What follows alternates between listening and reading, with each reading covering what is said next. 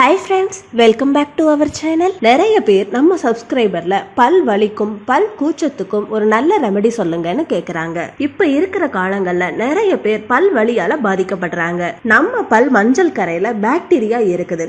அந்த பாக்டீரியா நம்ம ஸ்வீட் சாப்பிடும் போது அதுல இருக்கிற ஆசிடோட கலந்து நம்ம பல்லோட எனாமலையே கெடுக்குது. நம்ம பல்லோட எனாமல் பாழாகிறதால தான் நம்ம வாயில இன்ஃபெக்ஷன் பல்வலின்னு நம்ம சாதாரணமா நினைச்சோம்னா அது பயங்கரமான வலியை தான் ஏற்படுத்துது. இந்த மாதிரி பல் வலியை குறைக்க கொஞ்சம் ஆயுர்வேத ரெமடியை இன்னைக்கு நம்ம இந்த வீடியோல தெரிஞ்சுக்கலாம். இந்த வீடியோவை முழுசா பாக்குறதுக்கு முன்னாடி இந்த வீடியோ உங்களுக்கு பிடிச்சிருந்ததுன்னா லைக் பண்றதுக்கு மட்டும் மறந்துடாதீங்க ஃப்ரெண்ட்ஸ். நீங்க லைக் பண்றதால இந்த மாதிரி நல்ல நல்ல ரெமடியை சொல்றதுக்கு மோட்டிவேஷன் பண்ணவங்களா இருப்பீங்க. முதல்ல இந்த ரெமடிக்காக ஒரு கிளீன் பவுலை எடுத்துக்கிடலாம். இதுல நம்ம முதல்ல சேர்க்க போறது உப்பு.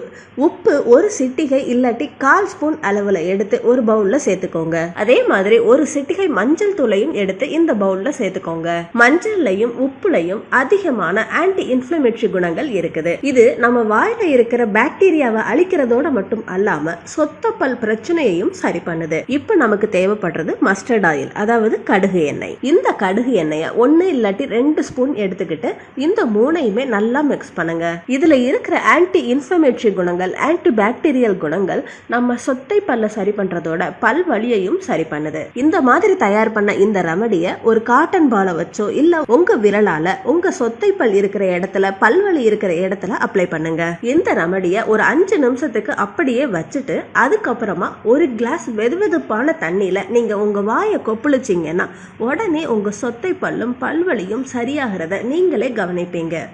அதே மாதிரி பல்வலியால் அவஸ்தைப்படுறவங்க கொய்யாப்பழ இலைகளையும் பயன்படுத்தலாம். கொய்யா இலைகள்ல ஆன்டி பாக்டீரியல் குணங்கள், ஆன்டி இன்ஃப்ளமேட்டரி குணங்கள் அதிகமா இருக்குது. கொய்யாப்பழ இலைகளை 2 இல்லாட்டி 3 எடுத்துக்கிட்டு நல்லா அரைச்சு பேஸ்டா பண்ணதுக்கு அப்புறமா உங்களுக்கு பல்வலி இருக்கிற இடத்துல வச்சாலோ இல்ல கொய்யாப்பழ இலைகளை சாப்பிட்டாலும் சரி உங்களுக்கு நல்ல நிவாரணத்தை கொடுக்குது. அதே மாதிரி இஞ்சி கூட நம்ம பல்வலிக்கு நல்ல நிவாரணத்தை கொடுக்கும். நீங்க என்ன செய்யணும்னா ஒரு சின்ன இஞ்சி துண்டை எடுத்துட்டு அதை தோலை எடுத்துட்டு நல்லா சுத்தம் பண்ணதுக்கு அப்புறமா உங்க வாயில போட்டு நல்லா மெல்ல. இந்த மாதிரி பண்ணா கூட உங்க பல்வலிக்கு நல்ல நிவாரணத்தை கொடுக்குது. இந்த வீடியோ பிடிச்சிருந்ததுன்னா லைக் பண்ணுங்க, ஷேர் பண்ணுங்க. மறக்காம நம்ம தமிழ் ஹெல்த் அண்ட் பியூட்டி சேனலை சப்ஸ்கிரைப் பண்ணுங்க. அப்படியே பக்கத்துல இருக்க பெல் ஐகானையும் கிளிக் பண்ணுங்க. அடுத்த பயனுள்ள வீடியோவோட நான் உங்களை சந்திக்கிறேன் friends. until then bye bye friends. Thank you.